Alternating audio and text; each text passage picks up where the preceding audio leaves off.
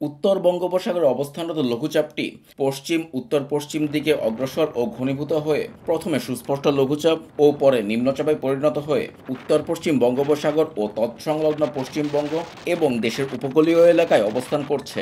এটি আজ সকাল 6টায় পায়রা সমুদ্র বন্দর থেকে 110 কিলোমিটার দক্ষিণ পশ্চিমে অবস্থান করছিল। এর প্রভাবে পটুয়াখালীর কলাপাড়া, রাঙাবালী, মির্জাগঞ্জ ও গলাচিপা উপজেলায় ব্যাপক বাতাস বইছে। থেমে থেমে গুড়ি গুড়ি বৃষ্টিপাত অব্যাহত রয়েছে।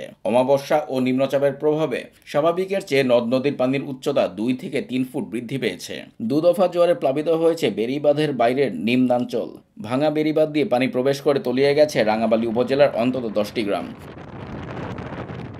এদিকে কুয়াকাটা সংলগ্ন বঙ্গোপসাগর বিক্ষুব্ধ হয়ে উঠেছে। বড় বড় ঢেউ তীরে আছড়ে পড়ছে।